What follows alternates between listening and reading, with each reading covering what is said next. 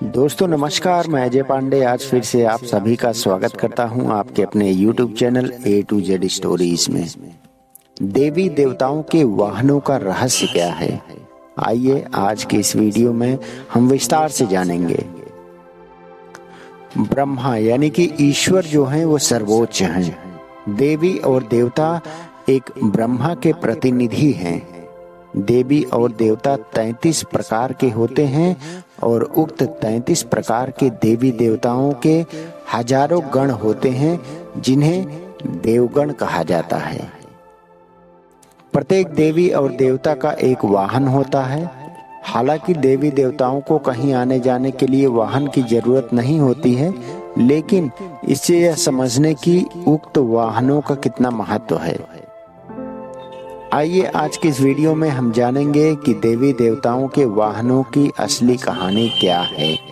देवी देवताओं ने अपने वाहन के रूप में कुछ पशु या पक्षी को चुना है, तो इसके पीछे उनकी विशिष्ट योग्यता ही रही होगी। हालांकि आपको हम यह भी बताना चाहते हैं कि अब इनमें से कुछ वाहन लुप्त होते जा रहे हैं। पशु और पक्षी ही वाहन क्यों हैं? आध्यात्मिक, वैज्ञानिक और व्यवहारिक कारणों से भारतीय मनीषियों ने भगवान के वाहनों के रूप पशु पक्षियों को जोड़ा है।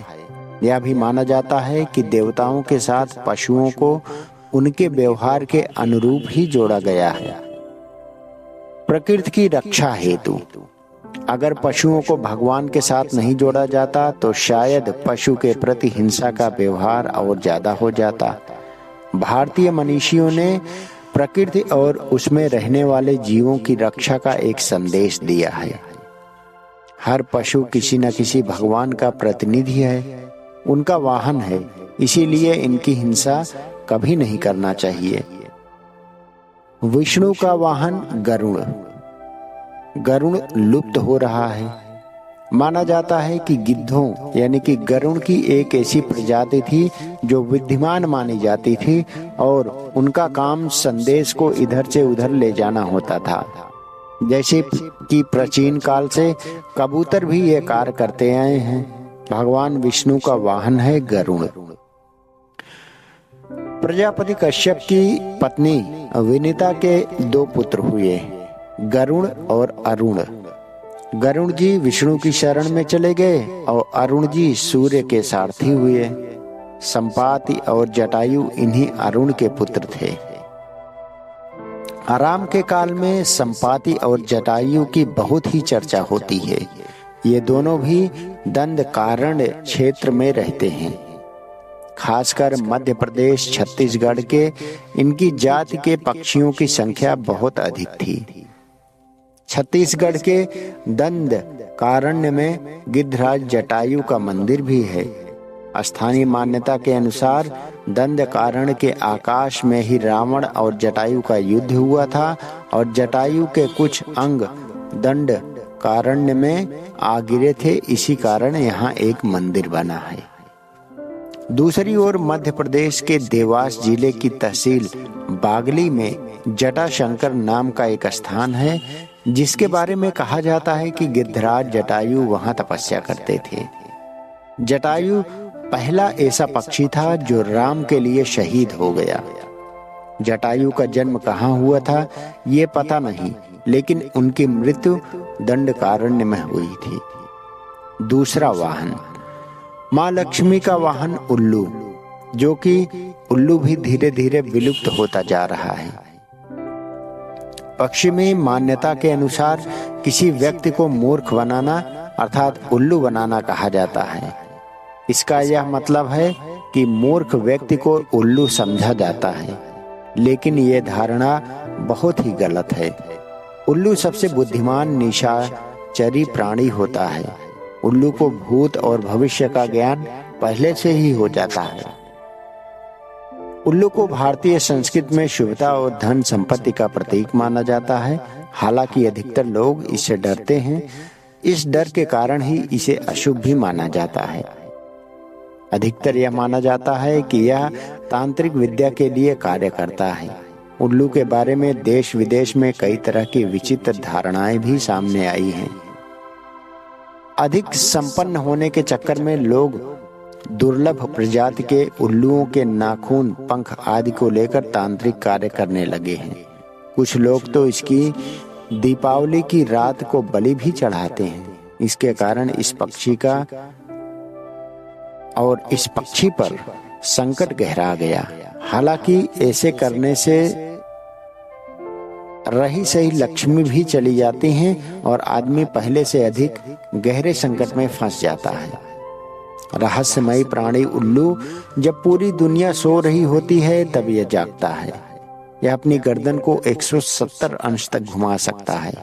यह रात में उड़ते समय पंख की आवाज नहीं निकालता और इसकी आंखें कभी नहीं झपकती हैं।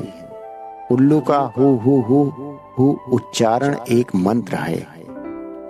उल्लू में 5 प्रमुख गुण होते हैं। उल्लू की दृष्टि बहुत तेज होती है। दूसरा गुण, उसकी नीरव उड़ान बहुत तेज होती है। तीसरा गुण, शीत ऋतु में भी उड़ने की क्षमता बहुत ज्यादा होती है। चौथी, उसकी योग्यता है उसकी विशिष्ट श्रवण शक्ति। पांचवी, अति धीमे उड़ने की भी योग्यता इसमें पाई जाती है। उल्लू के ऐसे गुण हैं जो अन्य किसी पक्षी में नहीं होते हैं। उनकी इसकी योग्यता को देखकर अब वैज्ञानिक इसी तरह के विमान बनाने में लगे हैं। दोस्तों, आपको बता दें कि उल्लू एक ऐसा पक्षी है जो किसानों के लिए अच्छा साबित हो सकता है। इसके होने के कारण खेत में चूहे, सांप, बिच्छी आदि नहीं आ सकते। इसके अलावा छोटे मोटे कीड़े के लिए उल्लू एक दमनकारी पक्षी है। भारत में लगभग 60 जातियों या उपजातियों के उल्लू पाए जाते हैं।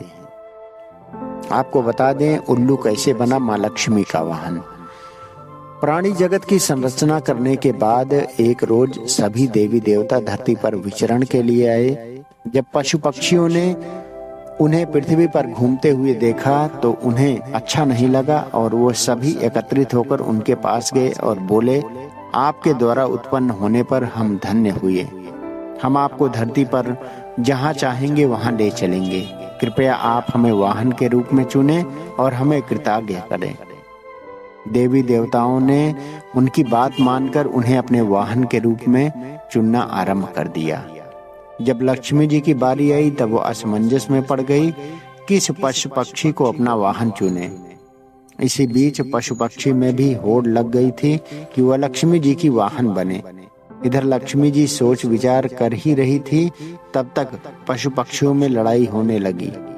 इस पर लक्ष्मी ने उन्हें चुप कराया और कहा कि प्रत्येक वर्ष कार्तिक अमावस्या के दिन मैं पृथ्वी पर विचरण करने आती हूँ। उस दिन मैं आप में से किसी एक को अपना वाहन बनाऊंगी। कार्तिक अमावस्या के रोज सभी पशु पक्षी आंखें बिछाए लक्ष्मी जी की राह निहार रहे। रात्रि के समय जैसे ही लक्ष्मी जी धरती पर पधारी, उल्लू ने अंधेरे में अपनी तेज नजरों से उन्हें देख लिया और तीव्र गति से उनके समीप पहुंच गया और उनसे प्रार्थना करने लगा कि आप मुझे अपना वाहन स्वीकार करें। लक्ष्मी जी ने चारों ओर देखा, उन्हें कोई भी पशु पक्षी वहां नजर नहीं आया, तो उन्होंने उल्लू को अपना वाहन स्वीकार कर लिया।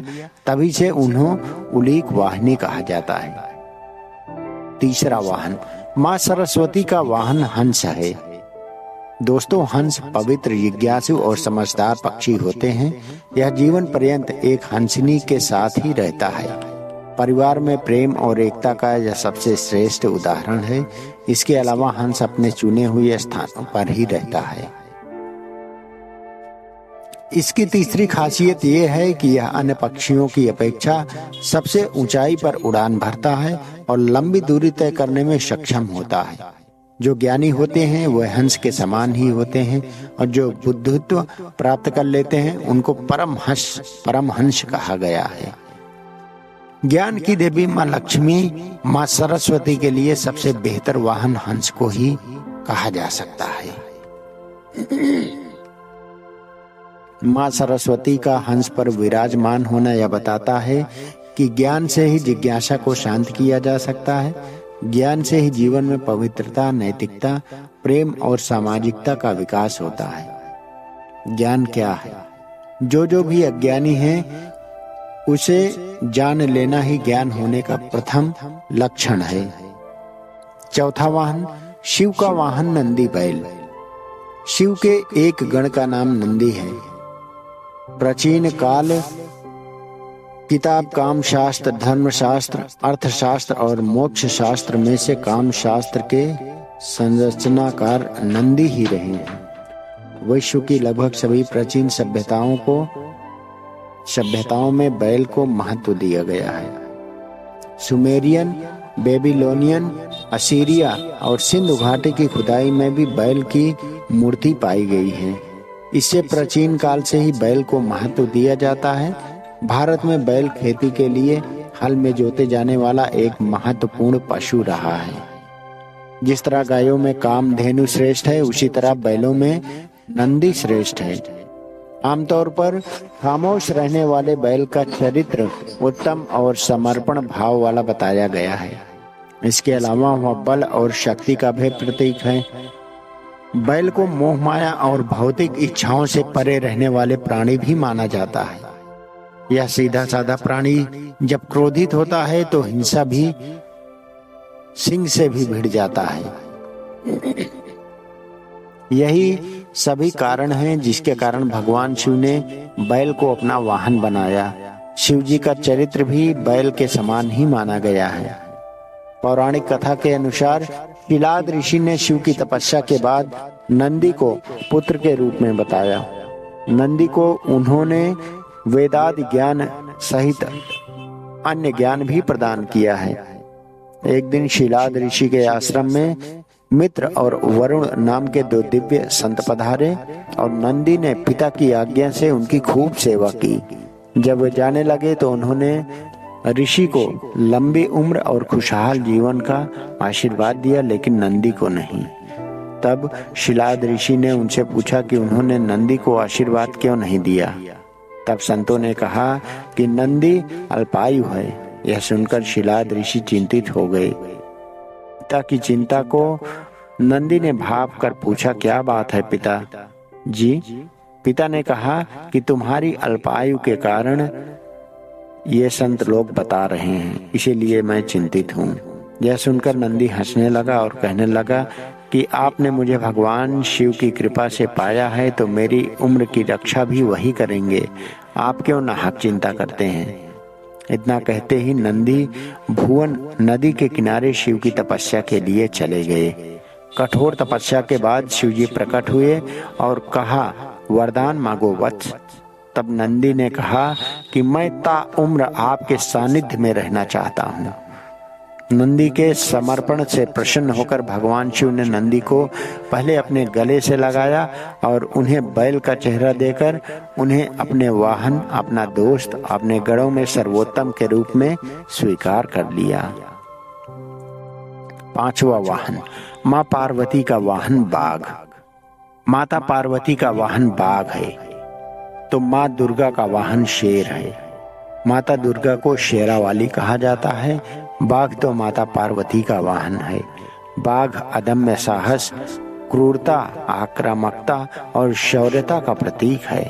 यह तीनों विशेषताएं माँ पार्वती के आचरण में भी देखने को मिलती हैं। बाघ की दहाड़ के आगे संसार की बाकी सभी आवाजें कमजोर लगती हैं। माँ पार्वती का हृदय बहुत ही कोमल है।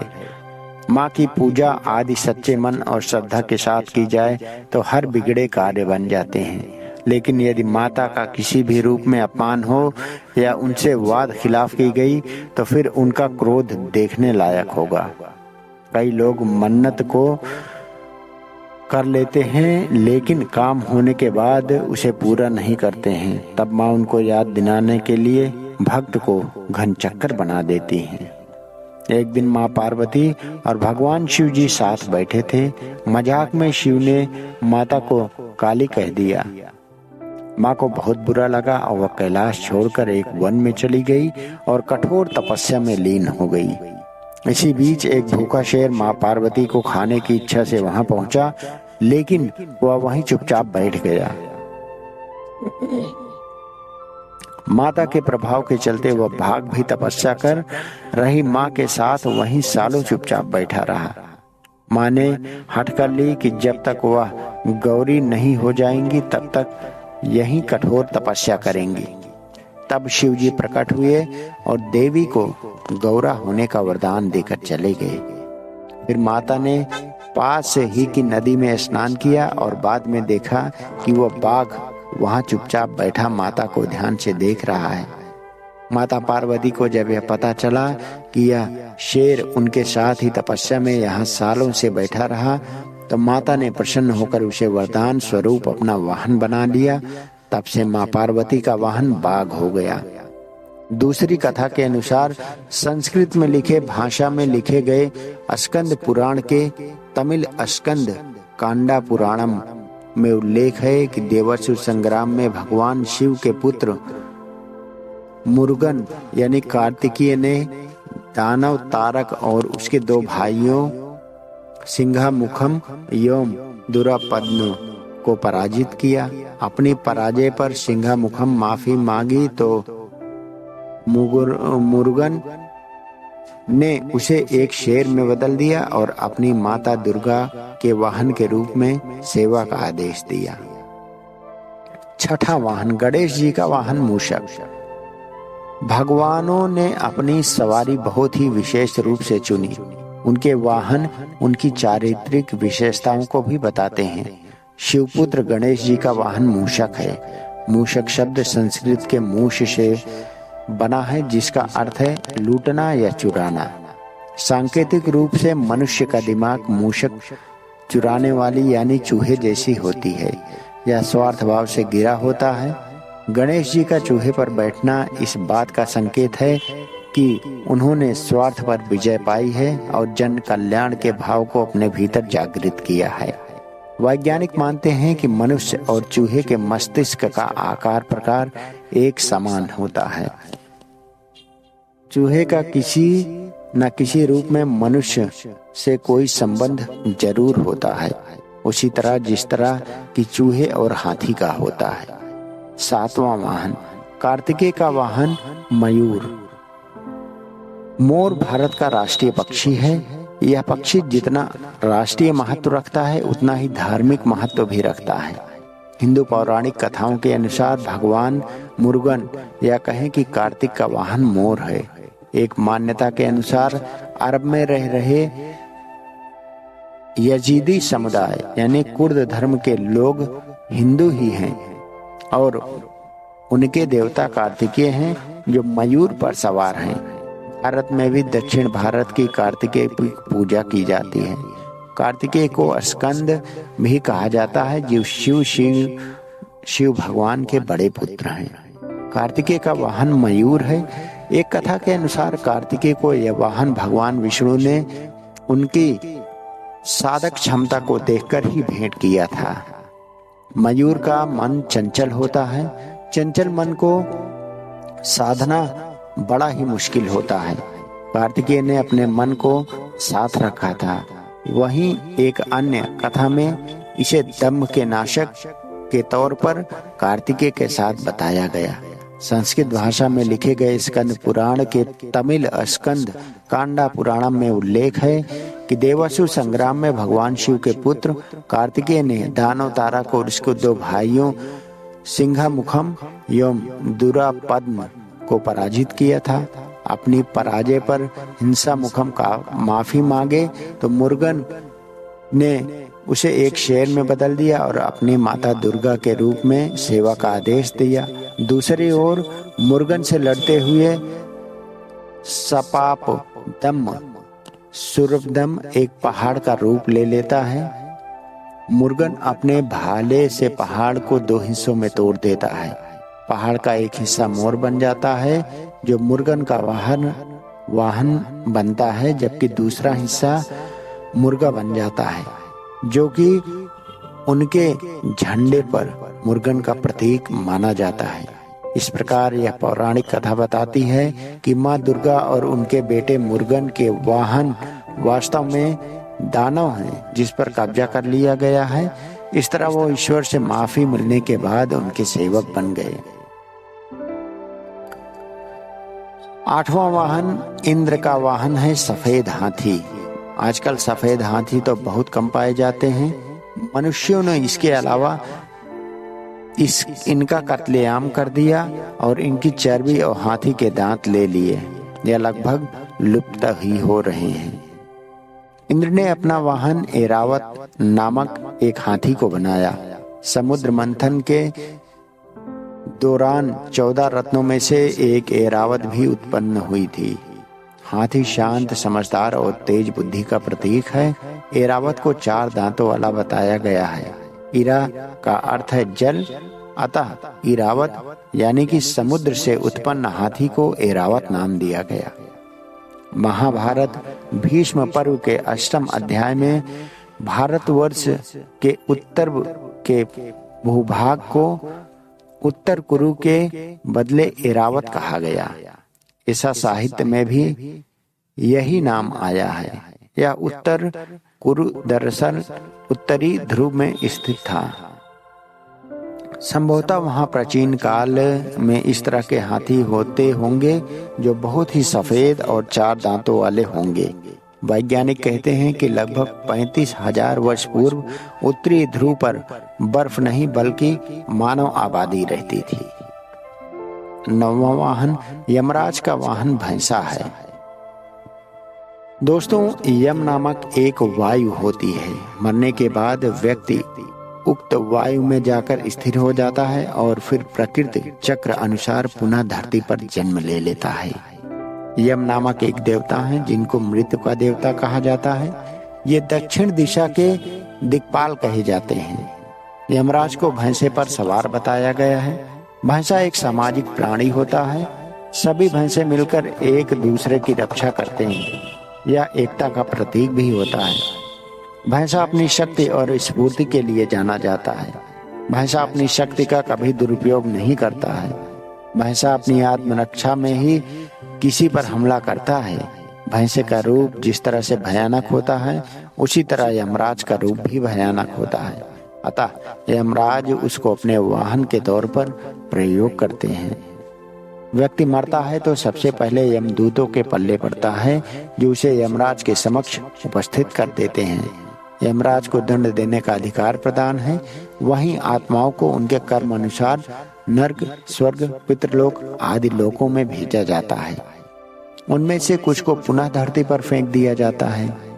विधाता यानी ईश्वर लिखता है, चित्रगुप्त बांचता है। यमदूत पकड़कर लाते हैं और यमराज दंड देते हैं। मृत्यु का समय ही नहीं, स्थान भी निश्चित है, जिसे कोई टाल नहीं सकता है। 10वां वाहन दोस्तों गंगा जी का है, मगरमच्छ। देवी गंगा का वाहन मगरमच्छ है। सिंधु, गंगा, नर्मदा, ब्रह्मपुत्री, कावेरी आदि नदियों में जल में विचरण करने वाला प्रमुख प्राणी मगरमच्छ ही होता है। वैज्ञानिक कहते हैं कि मगरमच्छ हर परिस्थिति में जी सकता है। धरती पर इसका अस्तित्व लगभग 25 करोड़ साल से विद्यमान है। जल में इसकी मगरमच्छ की अनुपस्थिति से पारिस्थितिक तंत्र बिगड़ सकता है। वर्तमान में बिजली उत्पादन के नाम पर गंगा और नर्मदा नदी की हत्या कर दी गई है। उनकी हत्या करने के चलते जल के राजा मगरमच्छ सहित कई प्राणियों का अस्तित्व संकट में है और कई तो अपना अस्तित्व खो बैठे हैं। गंगा नदी की दुर्लभ डॉल्फिन भी अपने अस्तित्व से आज संकट में जूझ रही है। 11वां वाहन शनि का वाहन कौवा। बहुत कम लोगों को पता है कि शनिदेव की सवारी कौवा या गिद्ध नहीं बल्कि पूरे 9 सवारी शनिदेव की हैं, जैसे गिद्ध, घोड़ा, गधा, कुत्ता, शेर, सियार, हाथी, मोर और हिरण है। शास्त्रों में कहा गया है कि शनिदेव जिस वाहन पर सवार होकर जिसके पास भी जाते हैं वह व्यक्ति उसी के हिसाब से फल का उत्तरदायी होता है। हालांकि कौवा को उनकी मुख्य सवारी बताया जाता है। कौवा एक बुद्धिमान प्राणी है। कौवे को अतिथि आगमन का सूचक और पितरों का आश्रय स्थल माना जाता है। पुराणों की एक कथा के अनुसार इस पक्षी ने अमृत का स्वाद चख लिया था। इसीलिए मान्यता के अनुसार इस पक्षी की कभी स्वाभाविक मृत्यु नहीं होती। कोई बीमारी एवं वृद्धावस्था भी इसकी मौत नहीं हो सकती है। इसकी मृत्यु आकस्मिक रूप से ही होती है। जिस दिन किसी कौवे की मृत्यु हो जाती है उस दिन उसका कोई साथी भोजन नहीं करता है। कौवा अकेले में भी भोजन नहीं खाता, वह किसी साथी के साथ ही मिल बांट कर भोजन ग्रहण करता है। कौवे की योग्यता क्या है? कौवा लगभग 20 इंच लंबा काले गहरे रंग का पक्षी है जिसके नर और मादा एक ही होते हैं। कौवा बगैर थके मीलों उड़ सकता है। कौवे को भविष्य में घटने वाली घटनाओं का पहले ही आभास हो जाता है। पितरों का आश्रय स्थल भी कौवा बताया गया है। श्राद्ध पक्ष में कौवा का बहुत महत्वपूर्ण स्थान बताया गया है। इस पक्ष में कौवे को भोजन कराना अर्थात अपने पितरों को भोजन कराना माना गया है। शास्त्रों के अनुसार कोई भी क्षमतावान आत्मा कौवे के शरीर में स्थिर होकर विचरण कर सकती है। कौवे को भोजन कराने के कई लाभ हैं। भादव महीने के 16 दिन कौवे हर घर की छत का मेहमान बनता है। ये 16 दिन श्राद्ध पक्ष के दिन माने जाते हैं। कौवे एवं पीपल को पितृ प्रतीक माना जाता है। इन दिनों कौवे को खाना खिलाकर एवं पीपल को पानी पिलाकर पितरों को तृप्त किया जाता है। विष्णु पुराण में श्राद्ध पक्ष में भक्ति और विनम्रता से यथाशक्ति भोजन कराने की बात कही गई है। कौवे को पितरों का प्रतीक मानकर श्राद्ध पक्ष के 16 दिनों तक भोजन कराया जाता है। माना जाता है कि कौवे के रूप में हमारे पूर्वज ही भोजन करते हैं। कौवे को भोजन कराने से सभी तरह का पितृ और सर्पकाल दोष दूर हो जाता है। 12वां वाहन। भगवान भैरव का वाहन कुत्ता है। कुत्ता एक रहस्यमयी प्राणी है। कुछ धर्मों में इसे शैतानी माना गया है तो हिंदू धर्म में इसे कुशाग्र बुद्धि और रहस्यों को जानने वाला प्राणी माना गया है। कई मामलों में यह मनुष्यों की रक्षा करता है। भगवान भैरव ने इसे अपना वाहन तो नहीं बनाया लेकिन वह हमेशा इसे अपने साथ रखते हैं। इस्लाम के अनुसार जिस घर में कुत्ता होता है वहां फरिश्ते नहीं जाते। हिंदू पुराणों में कुत्ते को यम का दूत कहा गया है। ऋग्वेद के एक स्थान पर जघन्य शब्द करने वाले श्वानों का उल्लेख मिलता है जो विनाश के लिए आते हैं। तो दोस्तों इस तरह से हमारे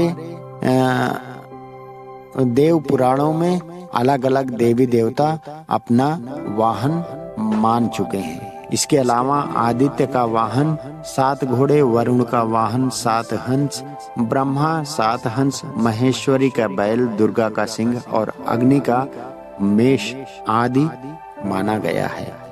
तो दोस्तों ये छोटी सी जानकारी आपको कैसे लगी हमें कमेंट में अवश्य बताएं। हमने पूरी कोशिश की है कि देवी देवताओं के वाहनों का रहस्य आपको बताया जाए। मिलेंगे एक नई वीडियो में एक नई रोचक जानकारी के साथ। तब तक के लिए दोस्तों नमस्कार, प्रणाम, जय हिंद।